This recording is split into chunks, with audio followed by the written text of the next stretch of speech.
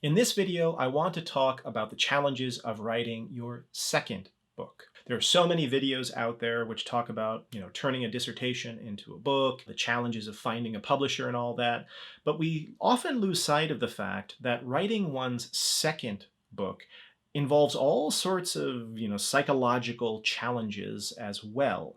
So I want to talk about a few things that I experience myself and I see a lot with colleagues of mine, and just to share some advice that I've picked up along the way.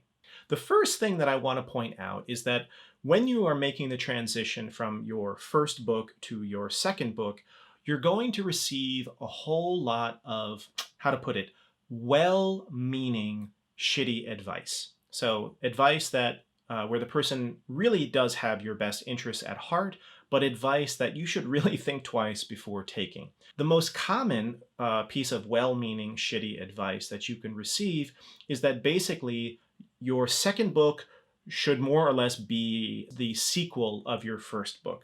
So in my case, my first book was a history of the Chinese Communist Party's policies towards ethnic minorities in the most diverse part of the country in the Southwest, shortly after they came to power after the Communist Revolution. So it's, a story of ethnopolitics and the categorization of identity and all this stuff. So one piece of advice that I often received as I was contemplating a second project was some variation of, well, why don't you write basically the same book, but about another part of China, maybe about, Tibet or about Northwest China, or, well, you talked about, this thing that happened, these projects that happened in the 1950s. Why don't you talk about the 1960s or the 1970s? So the idea is the advice, in essence, was do the same thing again in a different time period or a different place within the country that you study, in my case, China.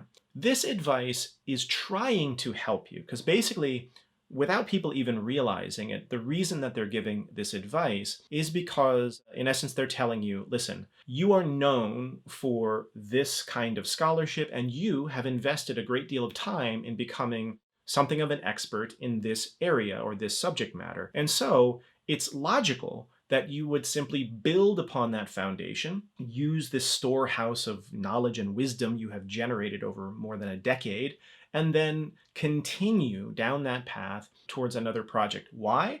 Well, that book will be probably more substantive than it would be necessarily if you tried to start a whole new topic, a whole new area.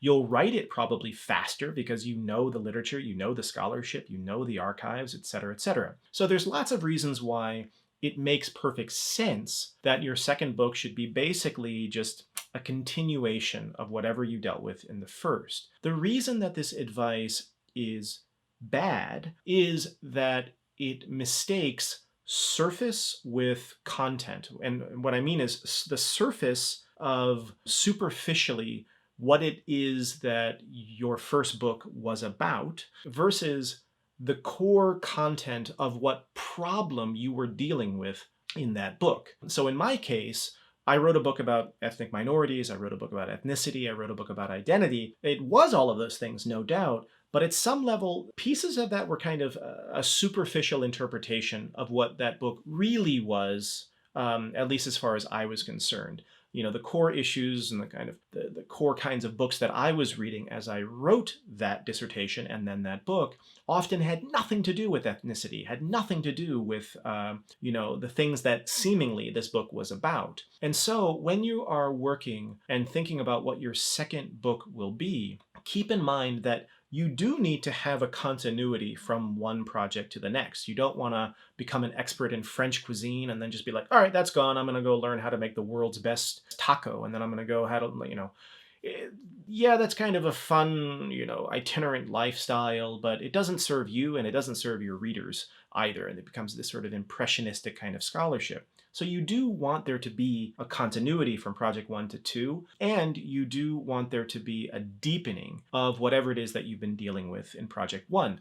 But that deepening or that continuation may not be obvious on at a superficial level. So in my case, I went from writing a book about ethnic minorities in China to writing about the history of Chinese typewriters and Chinese information technology. On the face of it, typewriters and ethnic minorities in Yunnan province near the border with Southeast Asia don't have a lot in common with each other, so therefore these are complete departures. But anyone who, has read the first book and read the second book or spoken with me about it, and certainly for myself, I know the sort of subterranean connections that get me from book A to book B. And that was not an obvious pathway, I will say. It took a lot of soul searching and trial and error and a lot of, attempts and failures to get there. But in the end, I feel good. I feel proud of my second book, and I feel like I did get there. So what I'm getting at here is you're going to get this advice, more or less, that says you should just keep doing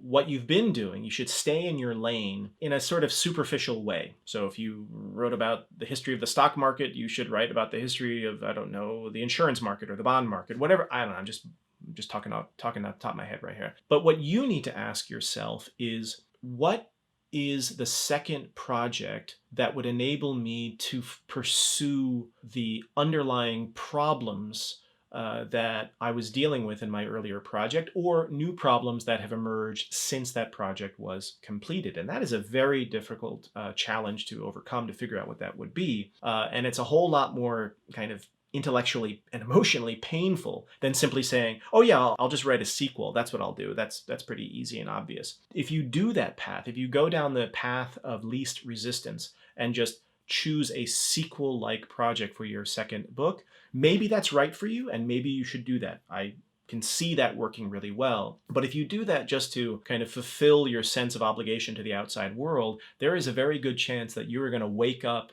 3, 4, 5 years later in a cold sweat and think, holy shit, my heart is not in this. I married the wrong book. That kind of feeling. And you do not want to wake up in that kind of cold sweat. It's better to invest that hard work in the beginning to really figure out what that second book should be. And then you'll always have this kind of wind in your sails, rather than waking up one day and realizing, my God, I've made a mistake, and now I'm kind of too far down the line to turn back. So this brings us to the practical issues here. How should you test out second book projects such that you can really get a sense of whether or not this is going to work for you, whether or not it really resonates with you, but not invest so much time in it that if you discover it doesn't, you've wasted your life. You've wasted, a decade of your time.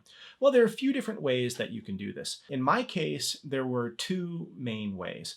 One was just doing trial runs of potential second book projects at conferences, invited talks, and workshops. So I remember one time I was flirting with the idea of writing a book about time zones in China. I had learned, like so many people learned, that China has one time zone, if you can believe it. Actually, there's kind of like one and then this little addendum one. But, a country the width of and the size of the United States, but only has one time zone. And that just blew my mind. I was like, what the hell is this? Where does that come from? Why? What does this mean?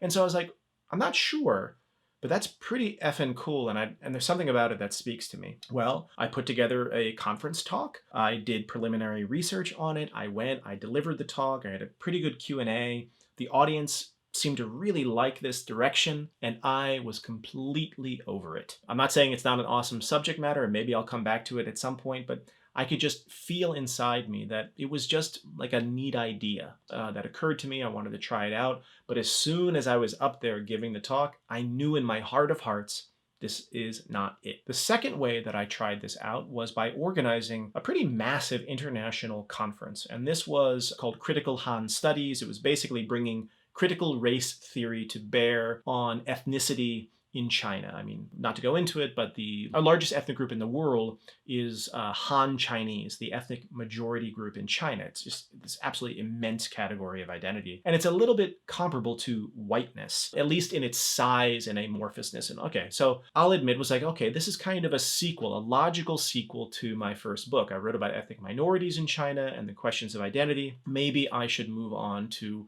interrogating the ethnic majority in China. That's a very logical next step. Well, I'm not sure I want to do that. So I put in a fellowship for some money. I got it. The fellowship people were like, this is awesome. You know, of course, this is like a no-brainer.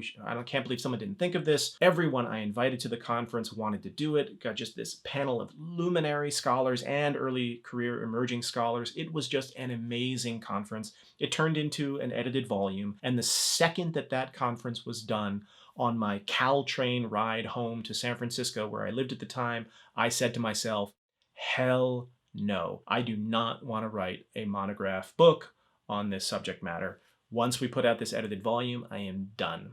I could just feel within me that although the idea was important, it needed to be done. I'm glad this conference happened. I'm glad that all these people are working on it. It's just not me.